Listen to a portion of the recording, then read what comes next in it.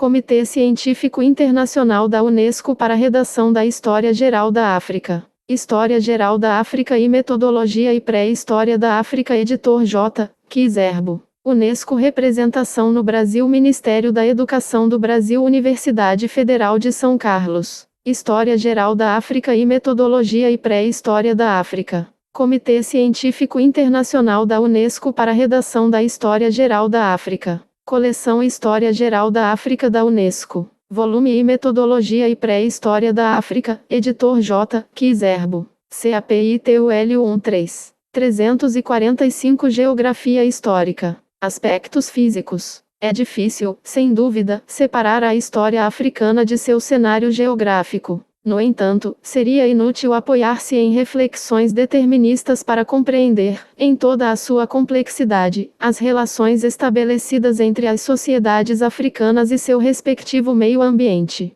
Cada comunidade, de fato, reagiu de maneira peculiar em relação ao meio. Assim, as tentativas mais ou menos bem-sucedidas de ordenação do espaço testemunham, aqui e ali, o grau de organização dos homens e a eficácia de suas técnicas de exploração dos recursos locais. Para uma África em mudança, porém, é importante examinar determinadas particularidades geográficas capazes de elucidar os principais acontecimentos que marcaram a longa perspectiva geohistórica do continente. Com respeito a este ponto, as características da arquitetura da África como um todo, sua extraordinária zonalidade climática e a originalidade de seus meios naturais constituem heranças que impediram ou facilitaram a atividade humana, sem jamais determinar seu desenvolvimento. Decididamente, nada é simples nas relações íntimas entre a natureza africana e os homens que a ocupam, exploram, ordenam e transformam de acordo com sua organização política, recursos técnicos e interesses econômicos. Características da arquitetura do continente africano.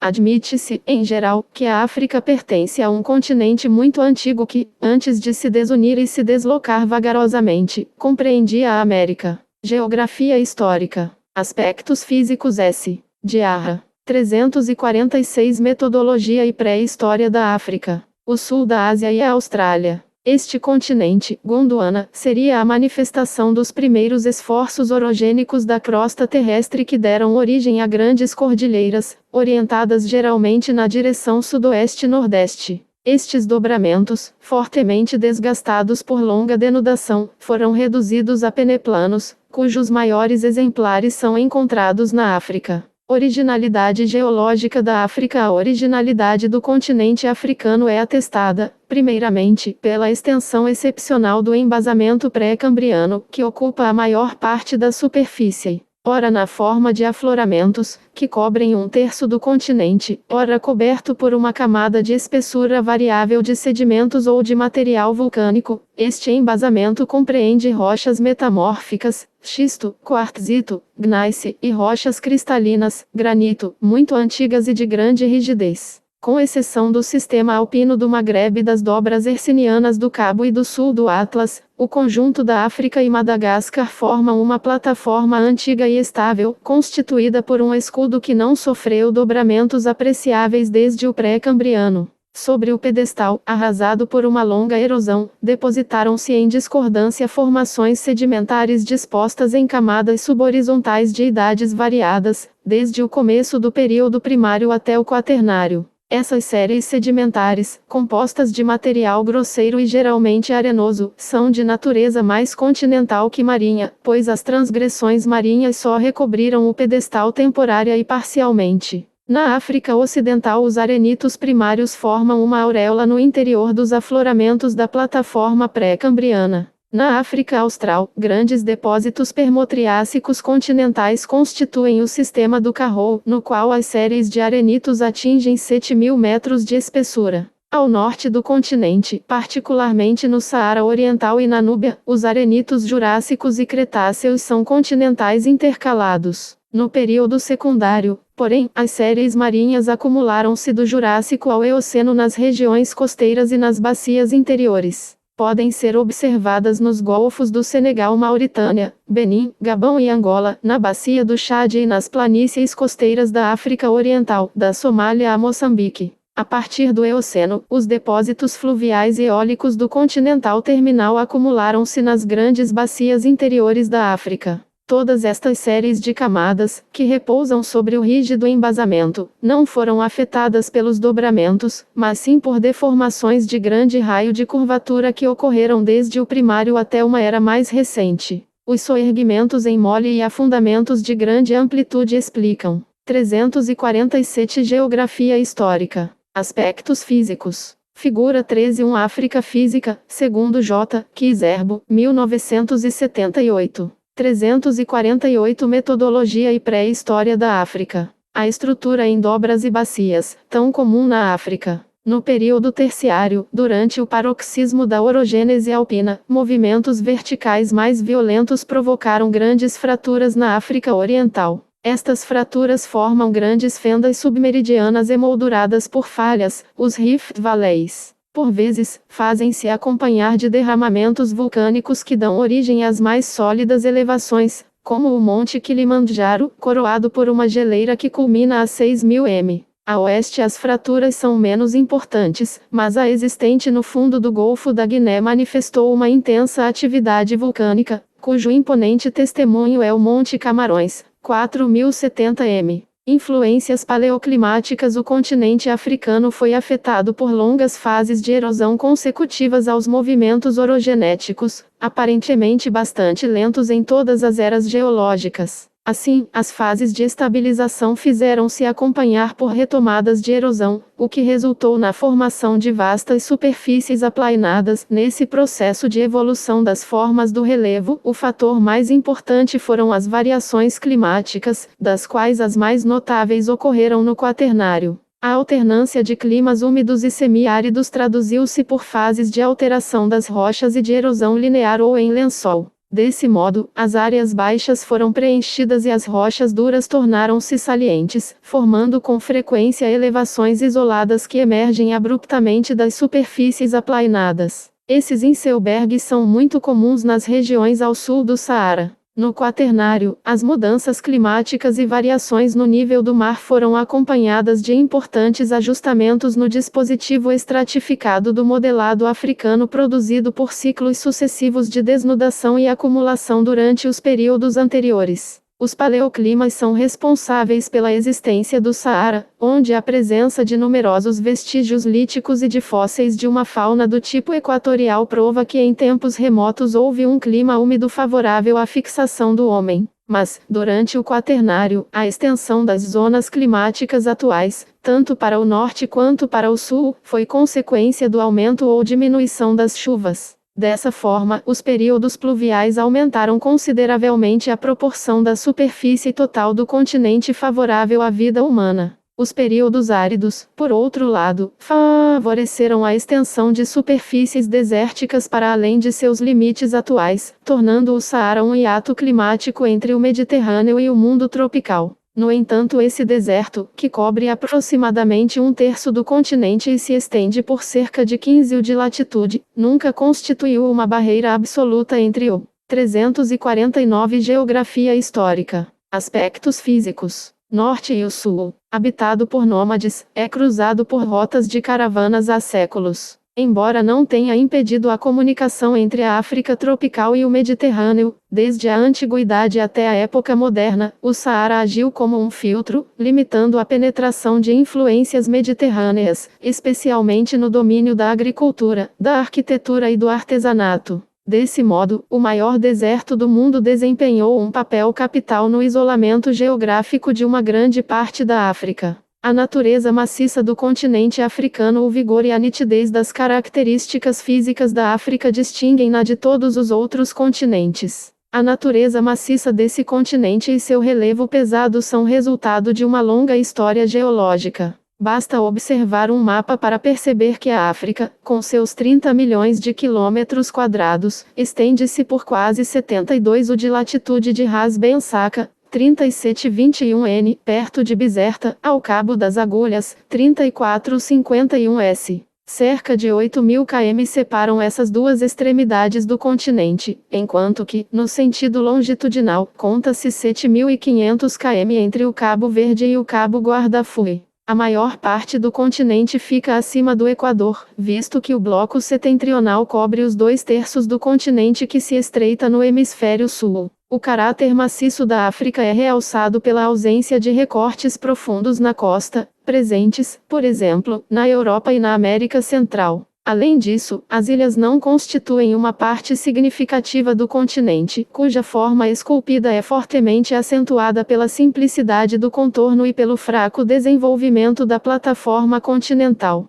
Um rebaixamento do nível do mar pouco afetaria a configuração da África, pois a curva batimétrica de 1000 m geralmente fica próxima da costa. O continente parece ainda mais maciço devido ao pesado relevo, frequentemente representado por planaltos cujas bordas se erguem para formar dobras costeiras que os complexos fluviais atravessam com dificuldade. Apesar de possuir poucas cordilheiras de dobramento, a África se caracteriza pela considerável altitude média de 660 m, decorrente das pressões orogênicas marcadas no Plioceno por fraturas e elevações do embasamento. A aparente simplicidade do relevo encobre apreciáveis diferenças regionais. O Maghreb, por exemplo, tem uma marcante individualidade, assemelhando-se ao mundo europeu por suas cordilheiras e seu relevo compartimentado. Podem-se distinguir dois grandes conjuntos montanhosos: as cordilheiras do Tel e do Rif ao norte, e o Atlas ao sul. Essas cordilheiras estão dispostas em faixas alongadas de oeste a leste, entre o Mediterrâneo e o Saara.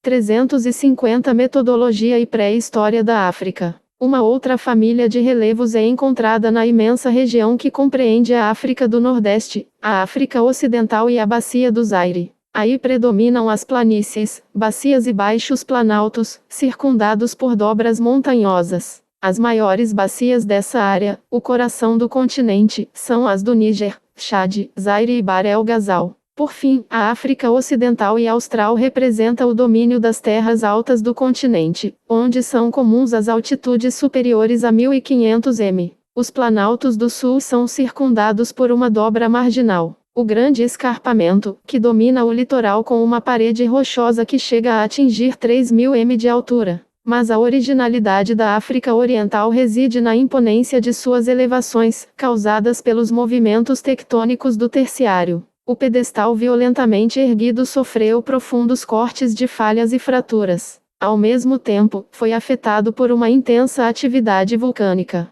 O topo do maciço abissínio, que consiste de um grande mole ao qual se sobrepõem quase 2000 m de lava, eleva-se a mais de 4000 m. Os Rift Valleys estendem-se por 4000 km desde o Mar Vermelho até Moçambique. Os Rift Valleys, que tiveram um papel importante no movimento e fixação dos povos, abrigam uma série de lagos, incluindo o Niassa, o Tanganica, o Kivu, o Eduardo, o Mobutu, Antigo Alberto, o Vitória e o Turkana, Rodolfo. São circundados por gigantescas montanhas vulcânicas, sendo as mais conhecidas os montes Quênia e Kilimanjaro. O isolamento geográfico devido à sua natureza maciça e seu relevo pesado, a África ficou isolada até uma época recente. Com exceção da África do Norte, voltada para o mundo mediterrâneo, o continente permaneceu por séculos fora das principais rotas de comércio. É certo que esse isolamento nunca foi completo, mas exerceu grande influência sobre muitas sociedades que se desenvolveram no isolamento geográfico.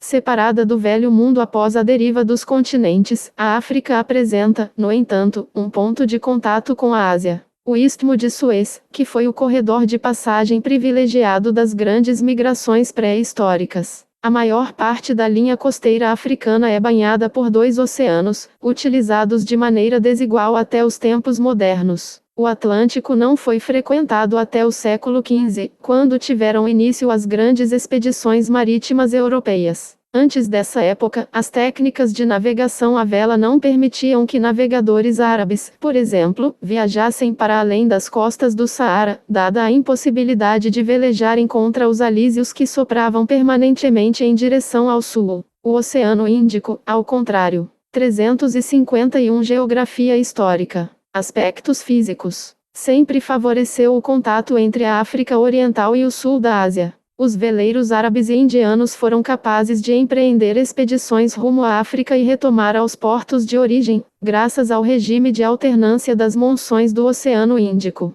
As intensas relações estabelecidas entre a África Oriental e o mundo do Oceano Índico limitaram-se à costa, pois aos povos navegadores da Ásia interessava mais fazer comércio do que colonizar o interior. Em suma, a influência das civilizações marítimas de outros continentes não penetrou em profundidade no interior da África tropical, que em grande parte permaneceu afastada do Velho Mundo. Tradicionalmente, o caráter inóspito das costas africanas tem sido apontado como fator para o isolamento do continente. A reduzida presença de recortes na costa priva de abrigos o litoral, frequentemente baixo e arenoso. As costas rochosas, raras na África Ocidental, aparecem com frequência no Magreb, no Egito, ao longo do Mar Vermelho e na extremidade meridional da África do Sul. Na África Ocidental, as costas do sul do Senegal a Guiné e as costas do Gabão e Camarões têm como característica as rias. Trata-se de vastos estuários que resultaram da submersão de antigos vales fluviais, mas a maior parte deles apresenta consideráveis depósitos de vasa.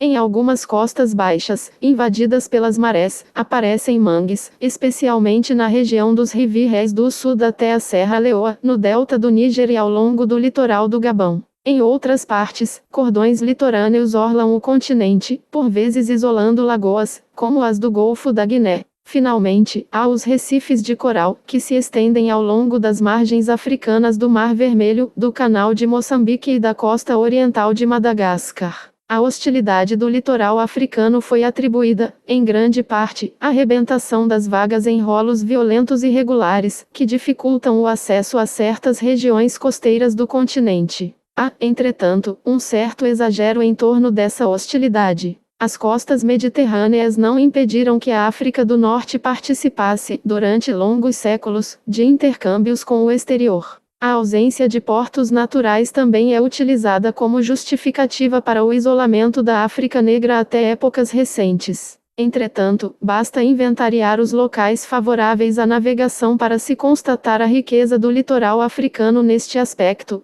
tanto na costa do Atlântico como na do Índico. De resto, os obstáculos citados nunca foram intransponíveis, pois as influências asiáticas e, mais tarde, europeias marcaram fortemente os povos da África, cujo isolamento foi apenas relativo. Os fatores humanos sem dúvida explicariam melhor o fraco interesse das populações litorâneas africanas pelas grandes expedições marítimas. 352 Metodologia e pré-história da África. A zonalidade climática da África. As condições de vida na África dependem principalmente dos fatores climáticos. A simetria e a grande extensão do continente em ambos os lados do Equador, sua natureza maciça e seu relevo relativamente uniforme se combinam para conferir ao clima uma zonalidade inigualável em outras partes do mundo. Uma notável originalidade do continente africano é a sucessão de faixas climáticas ordenadas paralelamente ao Equador. Em ambos os hemisférios, os regimes pluviométricos africanos diminuem progressivamente em direção às altas latitudes. Por possuir a maior parte do território na zona intertropical, a África é o continente mais uniformemente quente do mundo.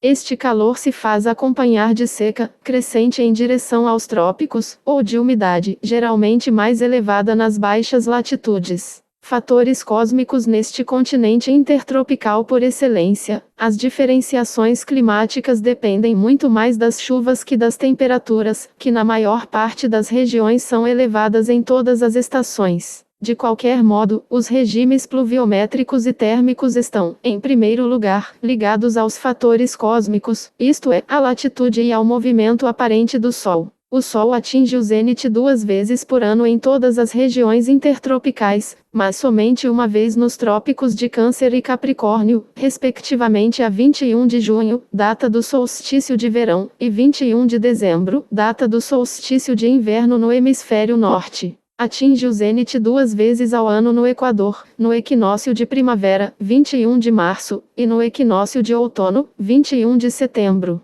Em seu movimento aparente, o Sol nunca desce muito abaixo do horizonte. Por essa razão, as temperaturas são altas durante todo o ano na zona intertropical. Nas regiões próximas ao Equador, onde a posição aparente do Sol oscila em torno do zênite, observa-se uma ausência de estação térmica, pois há poucas variações sazonais de temperatura. As amplitudes anuais são da ordem de 3 a 4. À medida que nos aproximamos dos trópicos do norte e do sul, porém, observamos um crescente contraste de temperaturas. No Saara registram-se fortes amplitudes, da ordem de 15 entre as temperaturas médias de janeiro e julho. As extremidades setentrional e meridional do continente, que pertencem às zonas temperadas, apresentam regimes térmicos contrastados, pois as fortes amplitudes anuais resultam da oposição entre os invernos frios e os verões quentes. Além disso, as variações diurnas podem ser tão elevadas na região do Mediterrâneo quanto na zona. 353 Geografia histórica. Aspectos físicos. Intertropical. Resumindo, os fatores cósmicos determinam dois tipos principais de regimes térmicos: regular nas latitudes equatoriais e progressivamente contrastado à medida que nos aproximamos dos trópicos. Mecanismo pluviométrico. A explicação para as variações sazonais do clima africano está na existência de grandes centros de atividade atmosférica que põem em movimento massas de ar do tipo tropical e equatorial, marítimas ou continentais. Há dois anticiclones tropicais, ou centros de alta pressão, permanentes sobre o Atlântico, um no hemisfério norte, anticiclone dos Açores, e outro no hemisfério sul, anticiclone de Santa Helena. Existem outras duas células anticiclônicas, uma sobre o Saara, outra sobre o Kalahari. Esses anticiclones continentais, de caráter sazonal, só desempenham papel importante durante o inverno boreal ou austral. No verão, eles se enfraquecem e são varridos para as extremidades do continente. Os centros de atividade atmosférica compreendem, por fim, uma zona de baixas pressões centrada no equador térmico, oscilando de 5 de latitude sul em janeiro a 11 de latitude norte em julho. Os anticiclones emitem os alísios, que varrem a área intertropical, em direção à zona equatorial de baixa pressão dos ventos de superfície. Do anticiclone dos Açores partem ventos frescos e constantes, os alísios atlânticos, de direção nordeste, que afetam somente uma estreita faixa da costa do Saara até o Cabo Verde. O anticiclone de altitude do Saara é a fonte dos ventos de nordeste, os alísios continentais, secos e relativamente frescos, mas aquecidos à medida que se movem em direção ao sul. Trata-se do Harmattan, de direção leste, abrasador e seco, que sopra com grande regularidade sobre todo o Sahel, do Chad ao Senegal. É acompanhado por turbilhões ascendentes que carregam areia ou poeira, originando névoa seca. No hemisfério sul, durante o inverno austral, manifestam-se também ventos relativamente secos e quentes em algumas partes da bacia do Zaire. Mas sobretudo nesta estação, que corresponde ao verão boreal, as baixas pressões continentais centradas no sul do Saara atraem os alísios marítimos provenientes do anticiclone de Santa Helena. Estes se desviam para nordeste após cruzar o Equador. É a monção da Guiné, que sopra sob o Harmattan, afastando-o para o norte e elevando-o. O encontro dessas massas de ar de direção, temperatura e umidade diferentes é a zona de convergência intertropical ou frente intertropical, que determina as estações chuvosas. Durante o verão boreal, maio-setembro, a frente intertropical, de direção leste-oeste, desloca-se entre 10 e 20 de latitude norte. O alísio vindo do sul carrega, então, massas de ar úmidas para a costa da Guiné, dando início à estação. 354 Metodologia e pré-história da África.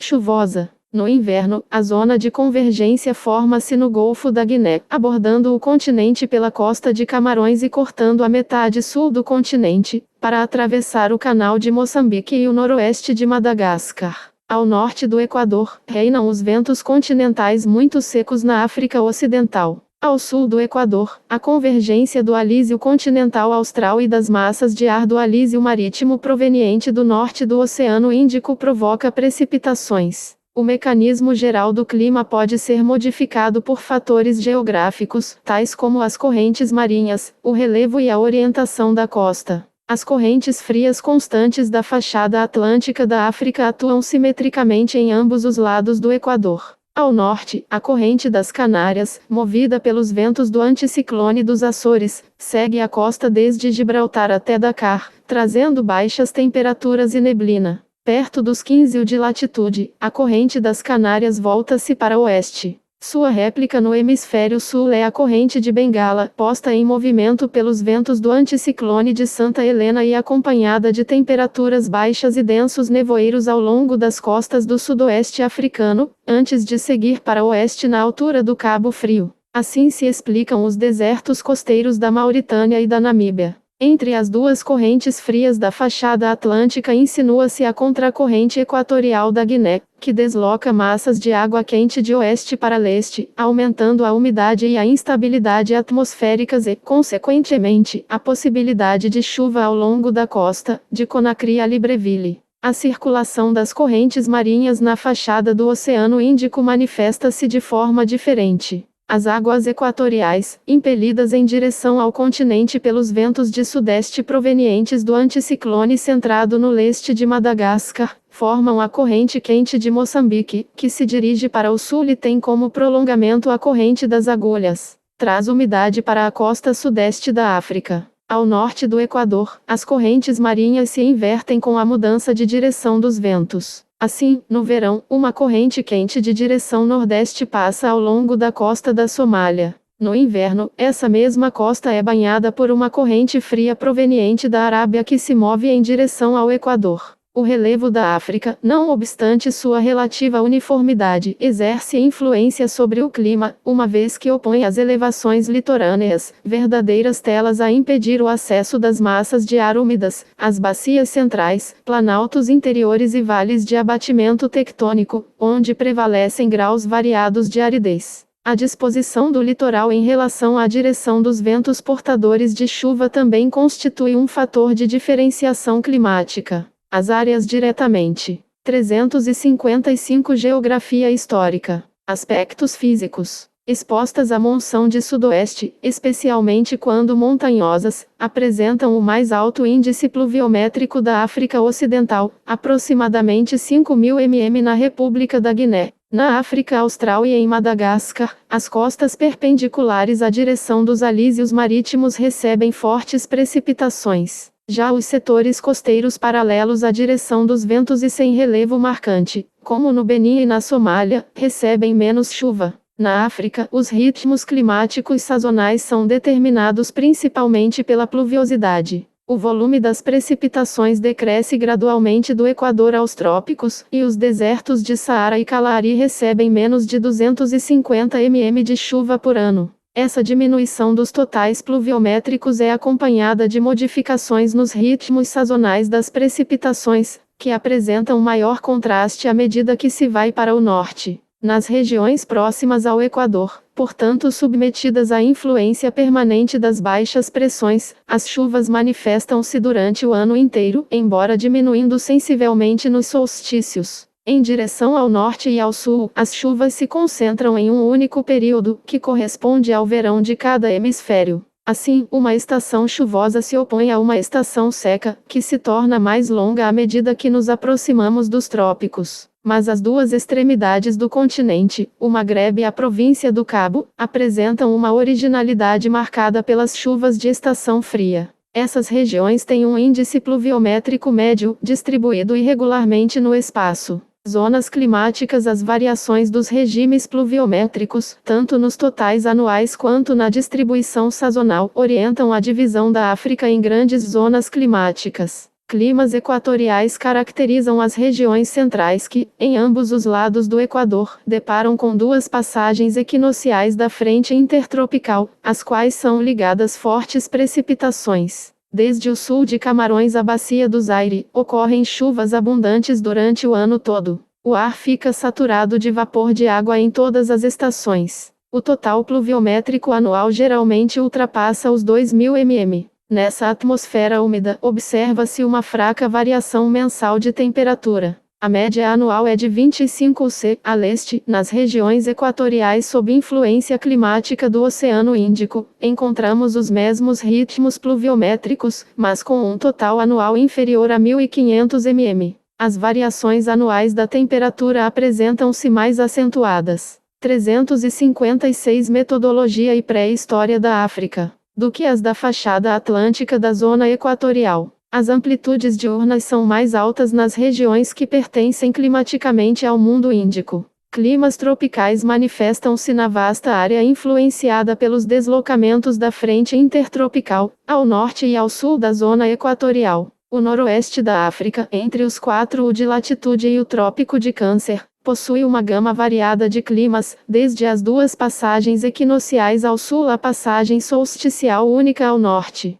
No litoral do Golfo da Guiné, o clima é subequatorial ou guineense, sem estação seca, mas apresentando uma pluviosidade mais acentuada quando das 2 passagens do Sol pelo zênite. O efeito orográfico da barreira costeira provoca a condensação de uma forte umidade trazida pela monção do sudoeste. A faixa costeira, desde a República da Guiné até a Libéria, recebe mais de 2.000 mm de precipitações anuais. A região do Sudão, localizada mais ao norte, apresenta vários aspectos de clima intertropical. Distingue-se uma variedade seca que anuncia o deserto. Em latitudes mais altas, as 2 estações, a úmida e a seca, alternam-se na zona intertropical. Entre os 2 extremos, fortes chuvas equatoriais e a aridez do Trópico de Câncer, encontramos as seguintes gradações. A primeira subzona caracteriza-se por apresentar índices pluviométricos anuais entre 1.500 e 2.000 mm e precipitações que duram mais de 6 meses. As amplitudes térmicas anuais aumentam em relação às da zona equatorial.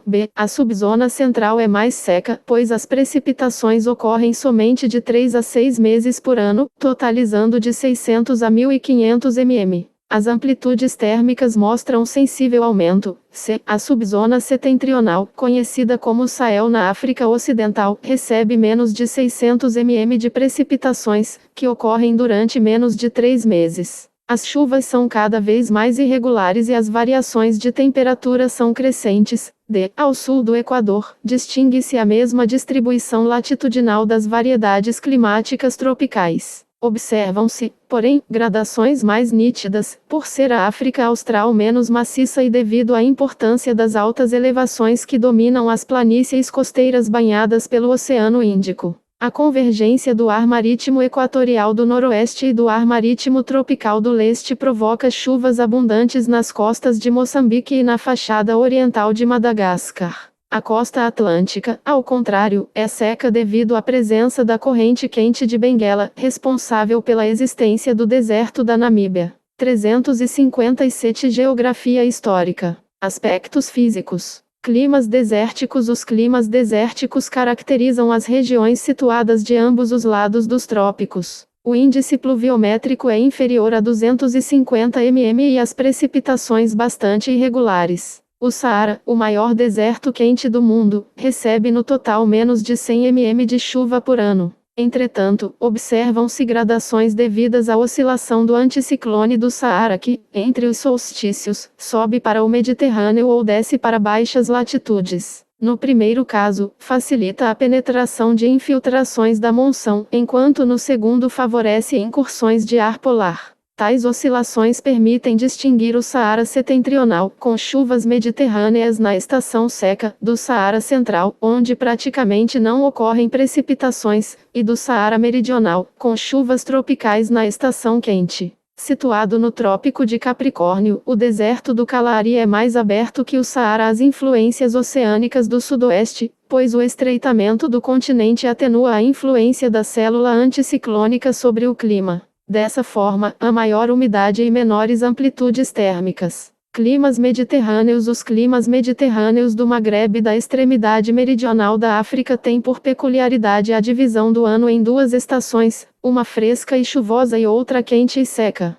A região mediterrânea, submetida ao regime dos ventos da zona temperada, caracteriza-se pela passagem, no inverno, de ciclones oceânicos carregados de umidade. Por vezes, ocorrem invasões de ar polar, que ocasionam frio intenso acompanhado de geada e neve, em particular nas cordilheiras do Maghreb. A aridez e o calor do verão originam-se da influência dos ventos que sopram dos desertos vizinhos. O Saara no hemisfério norte e o Kalahari no hemisfério sul. Meios bioclimáticos africanos. Na África, mais do que em qualquer outra parte do mundo, a vida humana se organizou em contextos naturais que se revelam, antes de tudo, meios bioclimáticos. O clima e o relevo combinam seus efeitos para determinar as grandes regiões, individualizadas pela hidrologia, características pedológicas e botânicas. 358 Metodologia e pré-história da África. O escoamento das águas continentais. A diversidade climática reflete-se na hidrografia. Na África, porém, o escoamento das águas para os oceanos exerce uma função muito menos importante do que aquela que um julgamento precipitado poderia sugerir.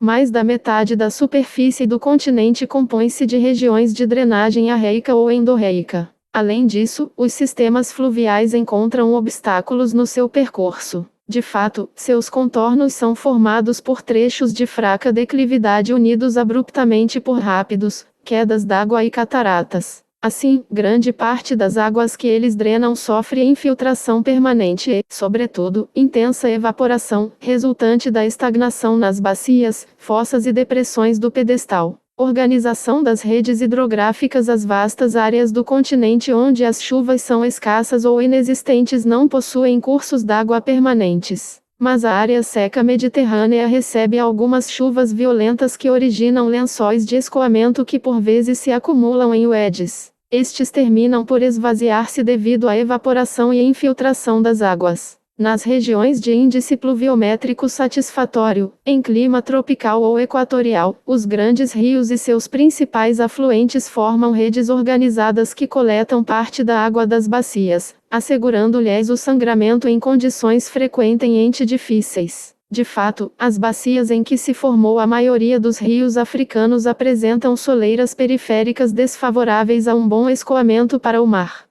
Assim, as águas continentais escoam-se através das dobras costeiras por vales estreitos e profundos, que apresentam frequentes rupturas de declive no curso inferior de alguns dos principais rios. O Zaire possui 32 rápidos entre Stanley Pool e o estuário. O Zambeze salta 110 m nas cataratas de Vitória, antes de mergulhar na garganta de Cariba e atravessar várias cataratas basálticas. A jusante de Khartoum, o Nilo passa por 6 rápidos, denominados cataratas, antes de chegar ao Mediterrâneo. Todos os demais grandes rios, Níger, Senegal, Orange, Limpopo, têm perfil em forma de escada, principalmente nos cursos inferiores. É fácil entender, desde logo, as dificuldades de navegação nos rios da África, que têm a aparência de medíocres canais de comunicação. Entretanto, foram eles que permitiram, no passado, contatos proveitosos entre os diferentes povos do continente. Entre as grandes redes hidrográficas, observam-se confusas redes de córregos, lagoas e pântanos, desordenados e sem drenagem regular para o exterior. Trata-se, por vezes, de águas estagnadas, ou de escoadouros das águas provenientes. 359 Geografia histórica.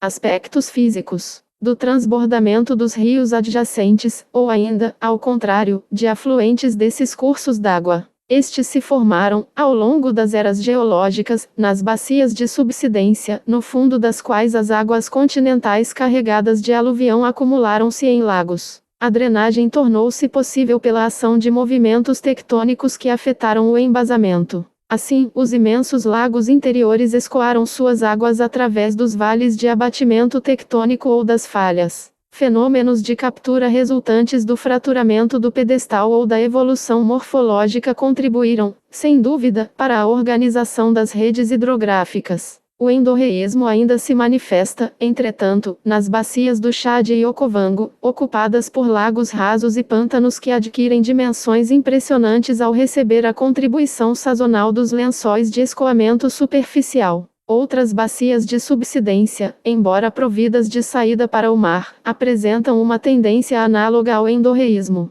Assim se formaram os pântanos de Macina ou delta interior do Níger, os do Bahr el Ghazal no Sudão e os da bacia do Zaire. Regimes dos rios africanos por toda a África. Os ritmos pluviométricos regulam os regimes hidrológicos, o que equivale a dizer que as variações sazonais dos débitos fluviais estão diretamente ligadas ao regime anual de precipitações. Os cursos d'água das regiões equatoriais são regulares e caudalosos o ano inteiro. No entanto, apresentam 2 períodos de cheia, correspondentes às chuvas equinociais. Na zona tropical, um período de cheia correspondente à estação das chuvas, isto é, ao solstício de verão, é seguido por um período de pronunciada estiagem durante a estação seca. O regime é, portanto, bastante contrastado. Ademais, há um intervalo entre o período de precipitações e a subida das águas, devido ao lento escoamento das mesmas sobre superfícies de declividade geralmente fraca. Nas regiões subáridas, o escoamento intermitente dos UEDs manifesta-se quando das raras chuvas violentas, que provocam cheias repentinas mas de curta duração, visto que as águas se perdem rio abaixo.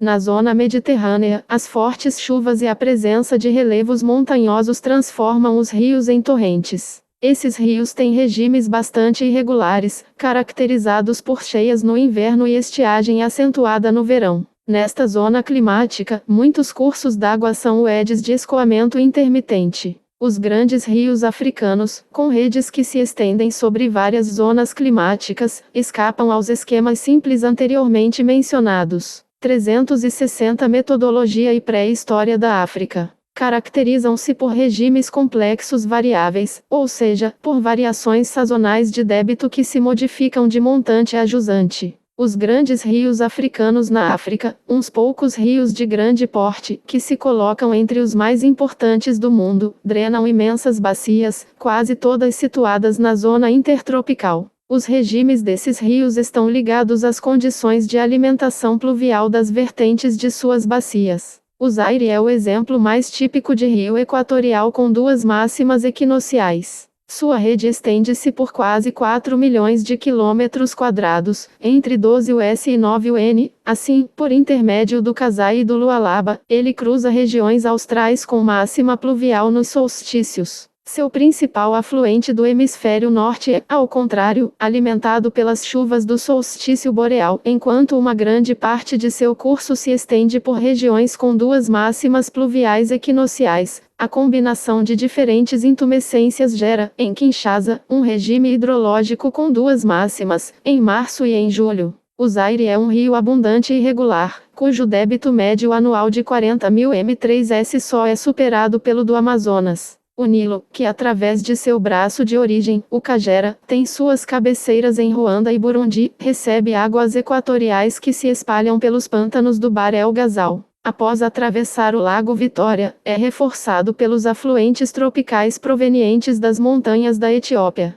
O Nilo Azul e o Atbara, que tem um regime de máxima solsticial, permitem que o Nilo atravesse uma imensa área desértica antes de alcançar o Mediterrâneo. Apesar de sua grande extensão, sem igual na África, 6.700 km, o Nilo é pouco volumoso, possuindo um débito médio anual inferior a 3.000 m3s. Porém tem sido, desde a antiguidade, um dos rios mais úteis do mundo. O Níger, cuja bacia se estende de 5N a 16N, possui um regime mais complexo. Ele descreve uma extensa curva, de traçado bastante original. Nasce na faixa montanhosa do Atlântico e dirige-se para o Saara, orientando-se, depois, para o Golfo da Guiné, onde deságua por um vasto delta. Assim, os cursos superior e inferior atravessam regiões meridionais de clima tropical úmido. O curso médio demora-se em um delta interior de clima saeliano e curva-se com dificuldade na região subdesértica de Tombuctu, antes de receber um volume de água cada vez maior em direção a jusante. A estação chuvosa traz duas cheias simultâneas, uma no curso superior e outra no curso inferior. Mas a primeira, que se manifesta até o Níger, declina gradualmente em consequência.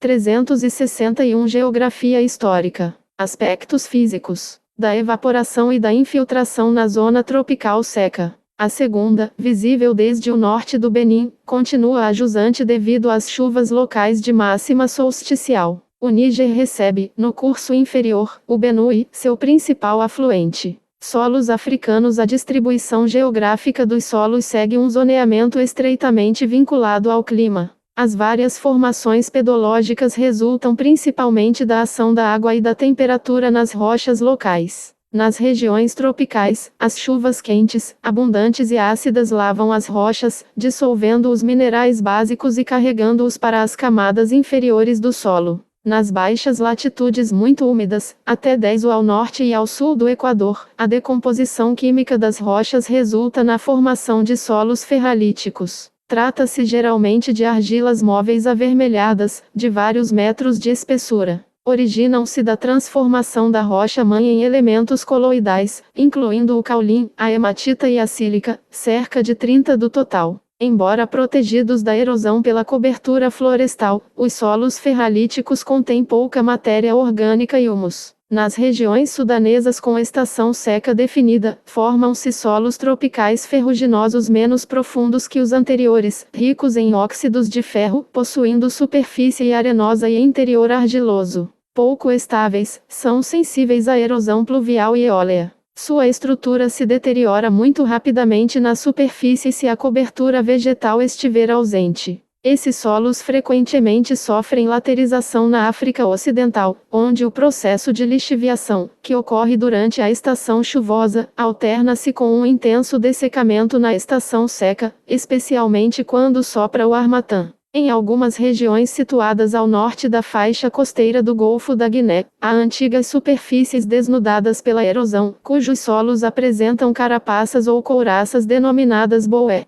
Tais formações pedológicas caracterizam-se por um forte acúmulo de óxido de ferro e alumínio seguido de endurecimento nos níveis menos profundos. Mas um bom número desses boé antigos data do Terciário. Suas superfícies lateríticas afloraram em consequência da erosão dos níveis móveis superiores. O valor agronômico desses solos é, em toda parte, muito limitado. Solos semelhantes são encontrados em Madagascar nos Tampoquetsa do noroeste de Antananarivo. Mais ao norte, no hemisfério boreal, formaram-se, sob um clima de estações contrastantes e sob uma cobertura herbácea, solos pardos, estruturados, de grande valor agronômico. Apesar de sensíveis à lixiviação, permitiram o desenvolvimento de culturas agrárias associadas aos grandes impérios sudaneses da época pré-colonial. 362 Metodologia e pré-história da África. Ao sul do Equador, nos países banhados pelo Zambeze, formaram-se sob a cobertura da floresta seca solos ligeiramente lixiviados, semelhantes a formações podzólicas. Ao norte e ao sul, nas regiões subáridas vizinhas ao Saara e ao Kalahari, encontram-se solos castanhos de estepe, que correspondem a areias dunares mais ou menos fixas, ou a formações argilo-arenosas nas depressões. Leves e soltos, são adequados para o plantio, mas sua regeneração requer a prática de longos alqueires de arbustos ou herbáceas. Nas regiões áridas onde predominam as formas de erosão mecânica, as fortes variações de temperatura favorecem a fragmentação das rochas, que sofrem igualmente a ação violenta do vento e das raras chuvas, estas responsáveis pelo escoamento em lençol do material detrítico. Observam-se, nessas regiões, areias estéreis constituindo ergs, cascalheiras ou regs que cobrem grandes extensões e crostas argilosas nas planícies. Excetuando-se os oásis, os desertos não oferecem solo utilizável para o plantio. No meio ambiente mediterrâneo, a ação da água e das estações contrastadas ocasionam uma menor alteração química das rochas, em relação ao fenômeno de decomposição observado na região tropical úmida. Os solos assemelham-se aos dos trópicos secos, apresentando coloração vermelha, cinza ou castanha. Em geral são ricos em sais. Alguns deles, como os solos estépicos, ricos em calcário, introduzem o meio temperado. Outros, formados de crostas de calcário ou gipso, são bastante característicos da zona mediterrânea. Regiões biogeográficas. Fatores climáticos e pedológicos respondem pela diversidade das condições mesológicas nas quais se constituem as paisagens botânicas. Florestas densas pluviais. A paisagem botânica mais imponente localiza-se no centro do continente, entre 5N e 5S. A vegetação característica é a floresta densa, úmida e alta, que se divide em diversos estratos sucessivos. Lianas e epífitas acentuam a obscuridade causada pela superposição das folhagens sempre verdes. Existem, porém, gradações. É o caso dos cerrados pantanosos sobre Poto-Poto 1 ou das clareiras que anunciam a passagem para formas características de climas mais secos. A extrema diversificação das espécies da floresta pluvial. Um solo lamacento de alguns centímetros de profundidade constituído essencialmente de argila. 363 Geografia histórica. Aspectos físicos, como sua distribuição espacial anárquica, tornam difícil sua exploração. O calor e a umidade constantes, aliados à exuberância da vegetação, favorecem a multiplicação de micro-organismos, vermes e insetos. Trata-se de um meio geralmente hostil ao homem, que, apesar de silencioso, é habitado por uma grande variedade de animais, tais como o hipopótamo, o elefante, o porco selvagem e a pantera. Mas são os pássaros, répteis e mamíferos arborícolas que encontram maior facilidade de locomoção e reprodução, apesar de fatores adversos como a abundância de parasitas. Fora da zona equatorial, a grande floresta fluvial pode existir em terras altas expostas por muito tempo aos ventos carregados de umidade, de que é exemplo a vertente oriental dos planaltos de Madagascar. Savanas e florestas abertas. A zona da floresta umbrófila limita-se com a floresta seca de folhas caducas, característica das regiões onde as chuvas se concentram nos solstícios. Aparece, na maioria dos casos, como uma formação aberta em que a população arbórea cobre apenas parcialmente uma vegetação arbustiva e herbácea. Quando sofre depredação humana, dá lugar a paisagens herbáceas características de regiões com estação seca mais definida. Assim, a savana tropical aparece à medida que nos afastamos das baixas latitudes. Essa vegetação, característica de regiões com estações contrastadas, apresenta algumas nuances relacionadas às variedades mais ou menos úmidas de climas tropicais. Na orla da floresta, a savana pré-florestal comporta ainda grandes árvores, que são, todavia, menos numerosas que os arbustos. A cobertura herbácea adquire maior importância.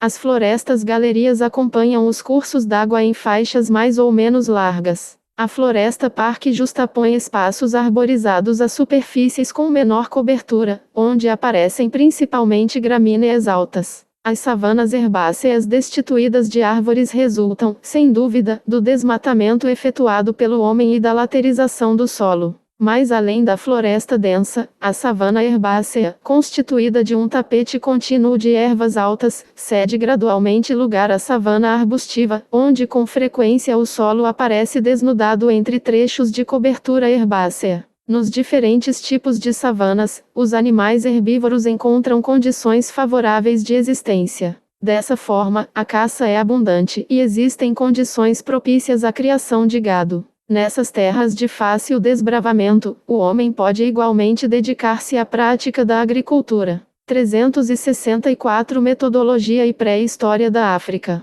Paisagens de estepe. A estepe caracteriza as regiões que apresentam uma longa estação seca. Compõe-se de tufos de gramíneas e arbustos espinhosos, principalmente acácias. Essa formação aberta é encontrada nas regiões setentrionais da África Ocidental e Oriental e, mais esporadicamente, na África do Sul, no deserto de Kalahari e no sudoeste de Madagascar. A vegetação subdesértica, constituída por uma estepe progressivamente empobrecida, é encontrada nas regiões de índice pluviométrico inferior a 200 mm. Formações vegetais mediterrâneas. As extremidades do continente africano apresentam estepes arbustivas ou graminosas nas regiões mais secas. Nas regiões mais úmidas, porém, principalmente nas cordilheiras do Maghreb, aparecem florestas secas de carvalhos, sobreiros, pinheiros e cedros. São formações vegetais perennifólias que dominam uma vegetação rasteira arbustiva. Conclusão: a África aparece como um velho continente que, desde épocas remotas, foi ocupado por povos que cedo desenvolveram esplêndidas civilizações. A geografia africana, tanto em seus aspectos estruturais como em seus meios naturais, mostra traços vigorosos herdados de um longo passado geológico.